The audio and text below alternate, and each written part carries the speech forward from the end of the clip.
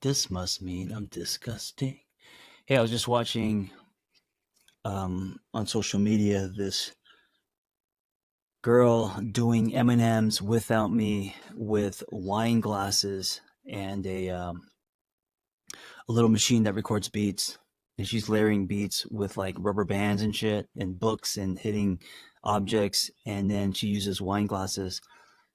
And it was amazing. And I thought to myself, people are so creative these days. And I just love, it's one of the things I love about social media is everyone's painting. Everyone's, able to show and express gifts. And I'm saying that because if you're listening, I encourage you to do whatever it is that you do. For me, it was blogging as a way to express myself, share revelations, and also as an exercise to stretch, lean toward my fears. Well, not stretch my fears, but stretch my courage and lean toward my fears by writing something that was honest to me, and then just kind of posting it, and of course being terrified, also wanting to delete, edit, all of that, but then forcing myself to swim so far that I couldn't turn back. And for me, I think it was like 3,000 blog posts. At that point, you're just like, fuck it, it's out there. I'm just gonna keep painting, or in my case, writing. I also have done the same with my podcast, where I don't know where I'm at. Maybe like I'm swimming toward 800 episodes. It's a lot of episodes to delete, and so I care less about deleting them, and I care more about continuing to document and stand on my truth. Anyway, thank you for listening. Today we're going to talk about 3 ways to elevate your partner and ultimately your relationship. And this topic came to me because I was at the gym, and you know how sometimes you'll hear something, whether it's from your partner or from someone close to you, or it's something that you've told yourself, and you know it, but for some reason hearing it again or maybe in a different way, it just lands. Because I told Vanessa, I said, I was talking to this guy at the gym, and he was saying how in relationships, ultimately, it's like, how can I contribute to this partnership? How can I elevate my partner? And that's basically all that matters, right? I mean, of course, other things matter, but like that's the North Star, is to bring something to the relationship, right? A contribution to one's life instead of trying to take away. And I think a lot of people use love as an excuse because of how they feel to take away. And they're not doing it intentionally. And by taking away, I mean controlling, trying to, make someone that they're not, putting their definitions onto their partner, possession, all that kind of stuff, jealousy. And those are all just human things. We all struggle with them, myself included. But then it's our responsibility to work through those things so we don't get in the way of elevating our partner and her life. So I came home and I told my partner Vanessa that. She's like, I've been saying that. How come it didn't land when I said that to you? But for some reason, you hearing it at the gym from some random dude, it's landed for you. And I tried to explain to her, look, don't take it personally. I've also been saying this. It's something that I know, but for some reason, it just hit me. Maybe I just needed to hear it while I was, sweaty. I don't know. And then I thought, okay, well, how do we do that? How do we do that? How do we elevate our partner? How do we support? How do we contribute to the relationship? Of course, without losing our self, our truth, our values, all the things that are important to us. So the tricky thing about a relationship is, how do you give without losing self, right?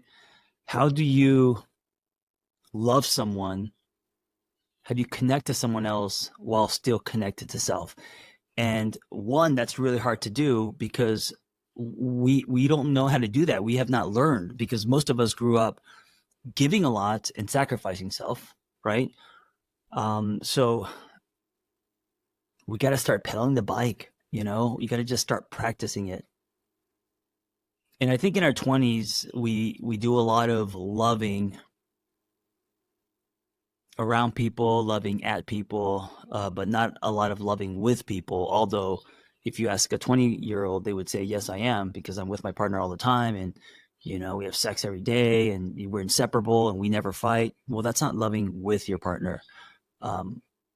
Loving with your partner means to actually give them space. Loving with your partner means to um, be in your own healthy containers, right? Loving with your partner means to encourage your partner to grow and change, even if it's going to create activation, resistance, and fear in you.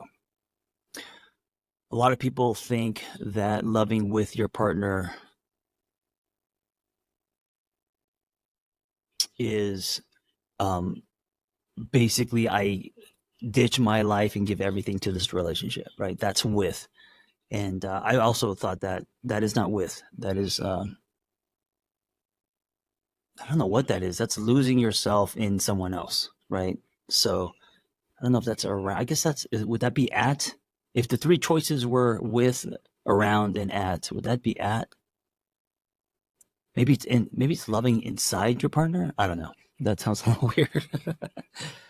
All right, elevating your partner in the relationship. Number one, you have to create this kind of soil, and this is from my partner Vanessa. I'm giving her credit. She's so great at giving me credit, and I want to practice giving her more credit for things. That's one way to elevate your partner, is actually give them credit for things they say, instead of trying to steal their shit. She talks about being curious as one of the things that is really powerful for her. It's being curious about your partner. Why this is rich soil is because most of us, instead of being curious first, we are judging. We are trying to control, fix, put our shoulds on our partners, right? Especially if what they want doesn't line up with what you want. Instead of being curious about why they want that, we will most likely be afraid and try to get them to change their mind, prove them wrong, right? A lot of times we will use love as leverage to get someone to want the same things we do or think the same way. And listen, a lot of this isn't even intentional. It's just we have not practiced healthy interdependence and allowing people to be themselves. Think about it. When have you practiced that? Maybe after couples counseling and and therapy, and maybe now that you've gone into a place where you understand your patterns and are able to draw some boundaries, and this is my piece and this is your piece, and you're able to sort things out. But before, like, when did you ever practice healthy distance, interdependence, ownership, as far as what is yours to own, right? When do we ever practice this? Usually after loss. Usually after we lose a relationship, or someone breaks our heart, or we are in a place where we lose a marriage, we lose custody. I don't know, but we're in a place where we hit some kind of low or rock bottom, and you're forced to look at yourself and your patterns. When you're at that place where you're like, okay, the common denominator is me. What has my contribution been to the plane going down? In all the relationships, maybe I had something to do with it, right? And usually that's when people start looking at themselves. But until then, we don't really practice. We don't get up one morning and just say, hey, what is my piece in this? How can I own it? We usually just kind of react from feelings without looking at where they're coming from and how they're not contributing to the relationship, but they're actually taking away from the relationship, right? So curiosity, going back to curiosity, that is soil. Curiosity allows you to not judge because you can't be judging and curious at the same time. So I agree with Vanessa in that that's a great way to elevate your partner in the relationship, is always to pull from curiosity. I wonder about where my partner's at, what she is saying, how something makes her feel, and why. And you can disagree. It's okay to disagree, but be curious instead of judging. And also be curious about your own activation, right? Be curious about what comes up for you if your partner responds, or whether it's behavior, words, energy, whatever. Um, if what you're taking in is activating for you, be curious about not only your partner but also why it's activating from you. Where is that coming from? Usually it's a long string to follow, and it started in childhood, and there's wounds from childhood, because no child enters adulthood unscarred, and so we all have trauma and false beliefs and um, sensitivity, right? And so exploring and being curious about why that activates you so much, and then deciding, okay, this is my piece. I need to work on this, or work through this, or heal this, because it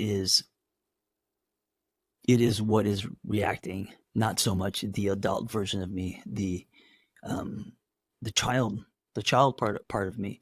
And it doesn't mean that you're immature. We all have different parts of ourselves, right?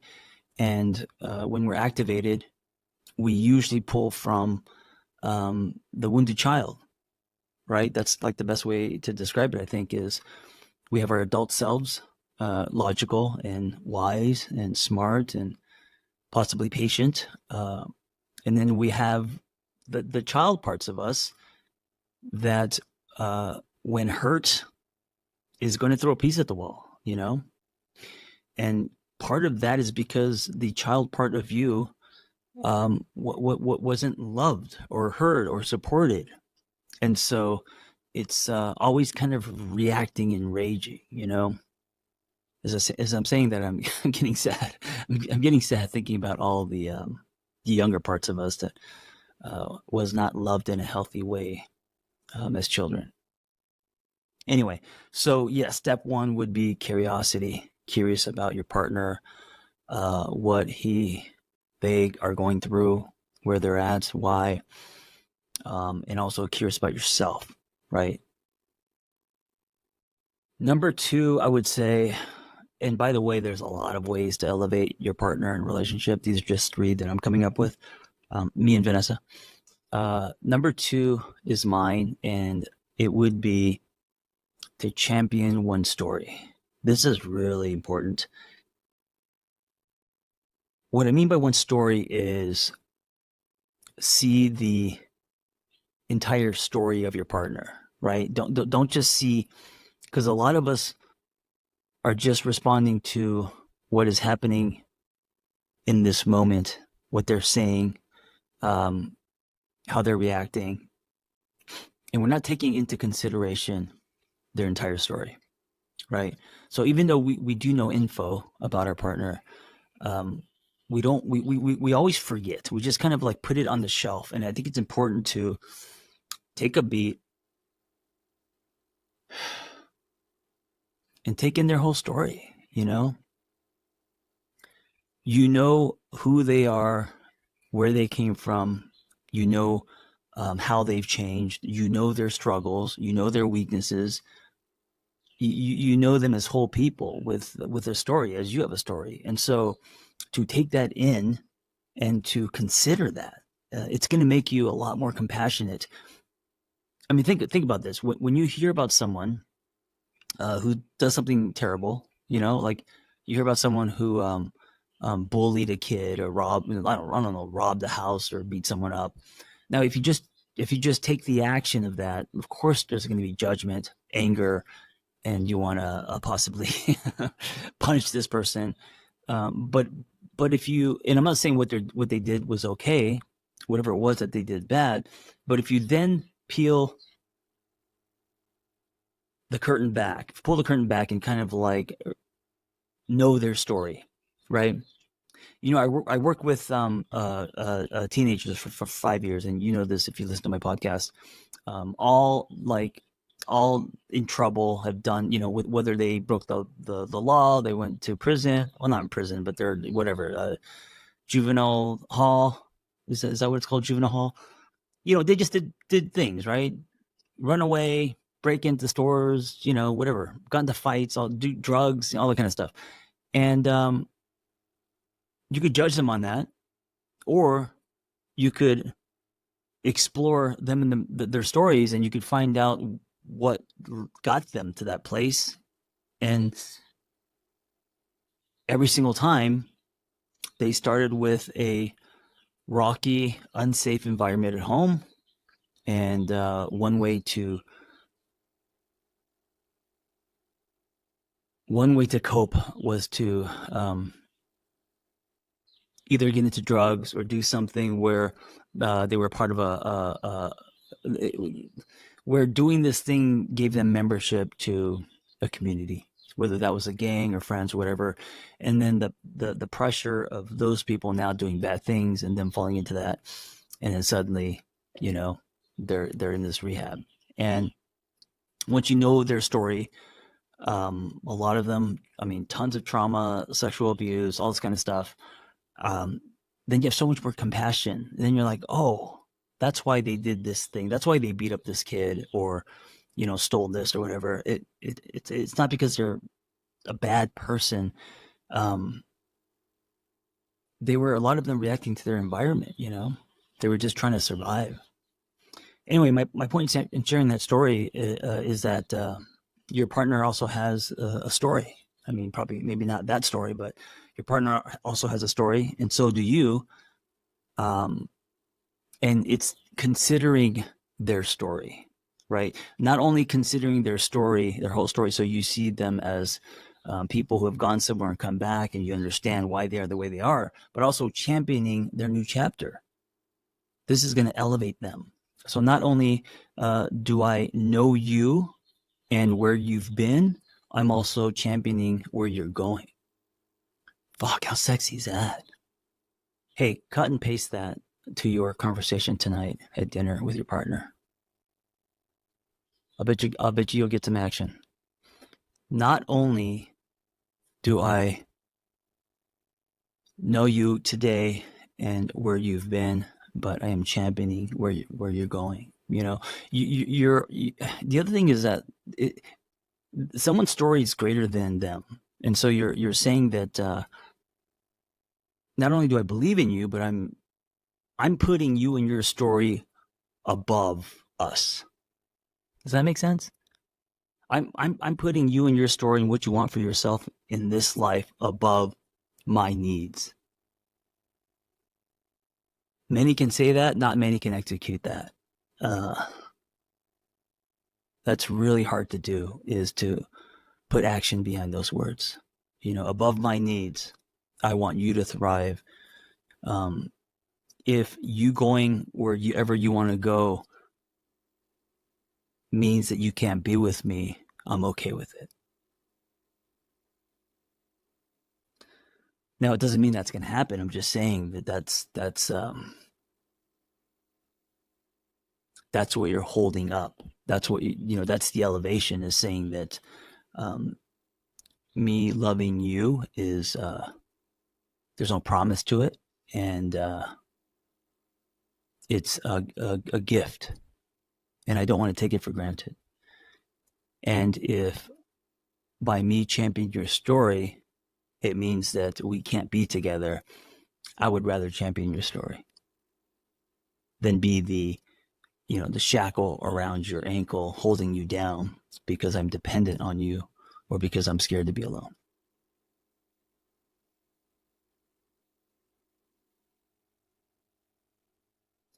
All right, finally, number 3, I'm going to say, I'm thinking, because there's so many, right? I'm trying to think of the best, or what I feel is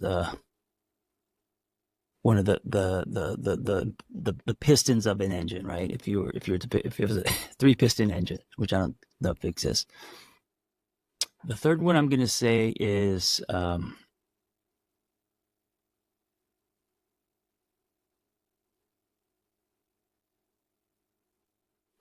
you know what I'm gonna say it's really simple. It's how can I make your day better? That's elevating your, and because I'm going to bring it back to something just kind of like in the mundane and day to day. My business partner Noelle, um, she says this. She's really all about positive psychology, and years ago she said it to me, but she also says it to her partner. In the morning, she says, "How can I make your day better?" And I remember when I first heard about this, I was like, "Who the fuck says that to their partner?" I mean, I don't. I wish I did. Um, it's not a natural thing. We don't, we wake up and we say, "Hey, here's how you can make my day better. Can you do this? Can you do that? Can you do, here's what you forgot to do." Rarely do we wake up and say, "Hey, how can I make your day better?" And that is, it's so powerful. It's powerful because, well, A, you're not making it about you, but B, I mean, there's so many things happening in that question. How can I make your day better? You're thinking about your partner. You're not making it about you. You're elevating them. You're making them a priority. Um, you're also giving them a chance because most people are not used to saying, "Hey, here's what I would like," or "Here's what I need," right? You're also giving them a chance to say, you're giving them a chance to connect to themselves. So you're giving them a chance to say, "You know what I would like? Can you give me this? Can you give me space? Can you give me lunch? Can you give me sex? Can you give me whatever it is that they need for their day to be better? Can you help me with this? Can you watch the kids for an hour?" Like whatever it is, you're giving them an opportunity to ask for something, because most of us we have not exercised that muscle. So you're also giving them the gift of practicing that, right? Which is going to connect them to themselves more. Their relationship with themselves is going to improve. So there's a lot happening in that question. How can I make your day better? So those are my 3 tips. Some are macro, some are micro. They're also a reminder, a note to self, because I definitely do not practice these as much as I should.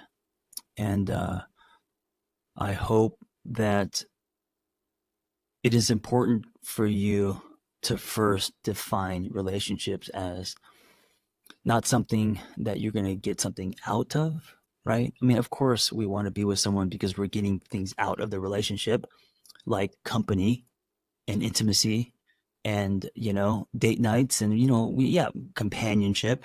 But that shouldn't be the focus. I think the focus is I'm going to invest in you, whether it doesn't matter what kind of relationship, friendship, intimate relationship, whatever, it doesn't matter what relationship model you're following, open, poly, monogamy.